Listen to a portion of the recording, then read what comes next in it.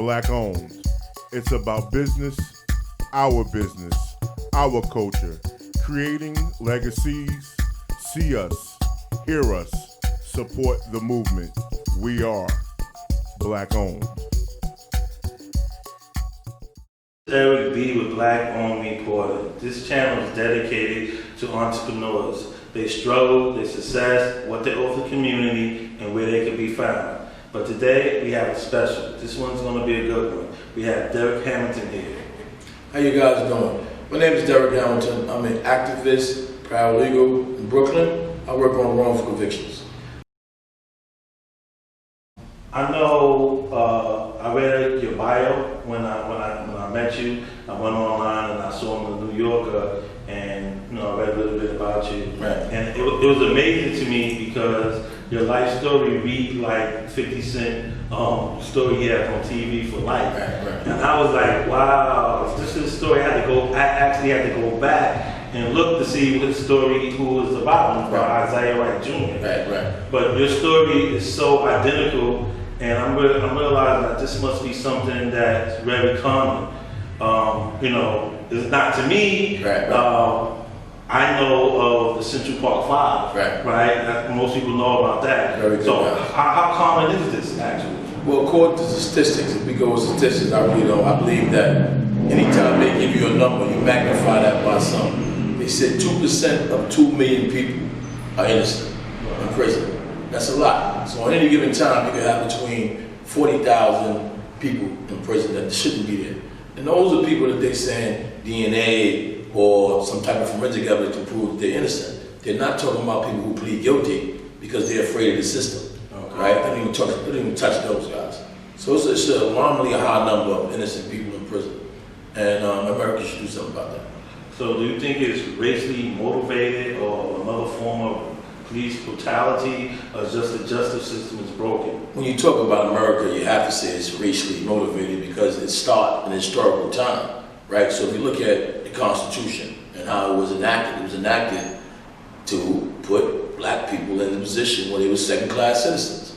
So it's no different in the criminal justice system, right? So when you look at the Constitution, 11th Amendment, they give prosecutors and judges absolute immunity because the people that they call founding fathers knew that they needed somebody to do their dirty work. That hasn't changed. That's still going on to today. Judges and prosecutors have absolute immunity. So they can railroad you, throw you in jail, do whatever they want to do to you, and nothing happen to them. And it extends to police officers. This is why police officers is not being charged, because them and the prosecutors are one. They're no different. People think that they are, but if you read case law, Cowles versus Whitley, I believe the case is the United States Supreme Court, they said that they're all arms of the prosecutors. Police, they're arms of the prosecutor. So you can't separate the two. If one got immunity, the other one going to have it. And we need to change the 11th Amendment. We need to change that. Okay. I mean, I've never been in prison or jail, but I have friends, and of course, that's what I see on TV. Right. Everybody claims they're innocent. Right. So how do you determine, how do you decipher who's innocent and who's not? Well, for me, the guy that's innocent, you're always going to see him in a law library. He's not going to be nowhere else. I mean, he is going to tell everybody every chance he gets he didn't commit that crime. They're going to be looking for assistance. There's a lot of stuff you can do in prison. There's sports, there's all kind of stuff you can get into.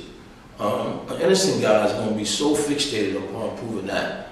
And then when you read documents, when you read transcripts, you can look at, there's certain things that wrongful convictions have, right? I'll give you an example. The crime can start off with the witness not knowing who committed the crime. The cops will first ask him what happened. They say, I don't know, right? Then later, they can make a positive identification of a person. So you got to ask yourself, and you got to ask the witness, what happened between the time you didn't know and the time you later came off to get that identification? And you're going to find the cop might have came and showed him a secret photograph, might have suggested to him in some form or another, this is the person that committed the crime. Those things are illegal. So there's a lot of things cops do to lead witnesses in making false identifications. So I look for those things in the transcripts. How was this guy identified? Whether or not it was just a weak case. There was a weak case, and this guy said I didn't do it. Then I try to look at how do we prove he didn't do it. And I ask him, where was you at the day the crime happened?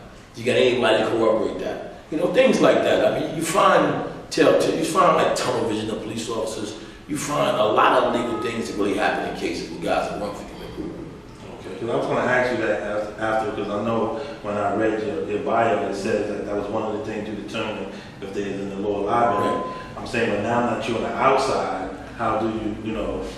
Well, for me, my reputation actually precedes me. People find me, they write letters to me, they call. I mean, my number's public.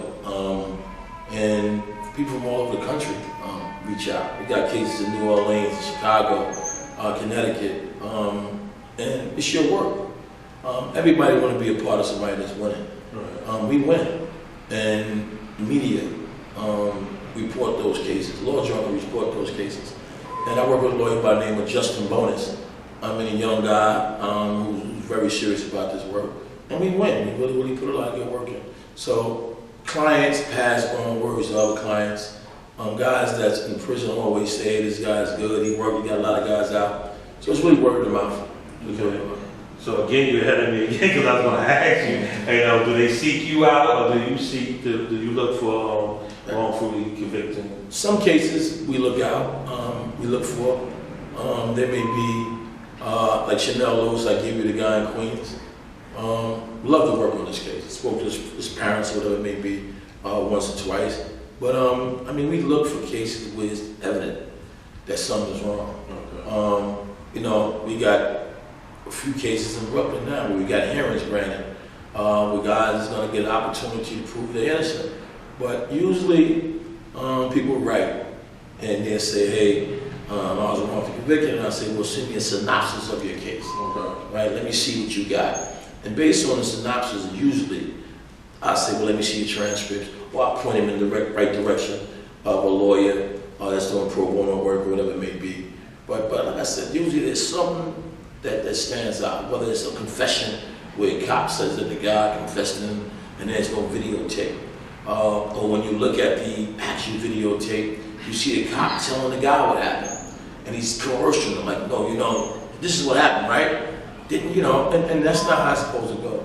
A guy should be on videotape from the moment he comes in the precinct, so you can see what happened up until the actual confession, what the cop said to him, what he said to the cop. There's things like that, tunnel vision. Sometimes you get jailhouse informants, only thing they got, guys who said this dude confessed to him when he was in prison. Having been in prison and know how common that is, people will lie. They will say and still do anything to get out. Right. I look at that as being suspect. Okay. When every time a witness recants or witness said, "No, the cops made me say this," or they put coercion or pressure them into coming forward, that stands out to me. So is it a fair question, or is it okay to ask you, like, what was your biggest case that you got someone off? The biggest accomplishment that I've had since I've been out of prison was the cop that sent me to jail. Being a part of creating the Brooklyn Integrity Unit that exonerated 15 other guys that this cop sent to prison. Yeah, I like that. And Shabaka Shakur, I would say, to me would be the biggest. And the reason why I would say the biggest is that we shared the same prison, same law library, the same housing unit, and worked hard on his motion. And to get out and to have him get a hearing and get out as well and be exonerated would be the biggest accomplishment, I would say, in my whole career. Because when I left prison, I promised this brother right there that I would come back and get him, that I wouldn't forget him, and be able to have pulled him out and let him be a part of the movement and helping other brothers. For me, I think it's the biggest accomplishment ever. Okay. So one of the questions we usually ask is, what do you offer the community, or what do you do for the community? But I think what you do is all about the community. How does the community help you? Well, I think when they come out and they rally with me and support me, man, and changing things and changing the laws.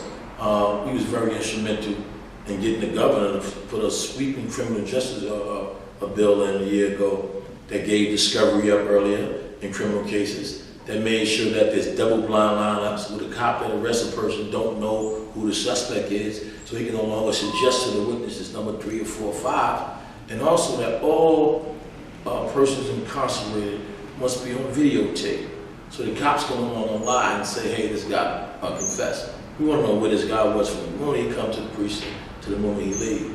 So I think that the community coming out and demanding these changes and rallying with us in City Hall and just putting a spotlight on the injustices that's happening. Black Lives Matter, all of these organizations, Man Up, and everybody else out here, Innocence Project, that fight hard to change the law. To me, as a community, it wouldn't happen if it wasn't for organizations like the ones that I spoke of, Exoneration Initiative, and so many different establishments that fight the criminal justice system head on. Okay, on this channel, I ask if you appreciate this movement, can you subscribe to the channel, share? I'm shining.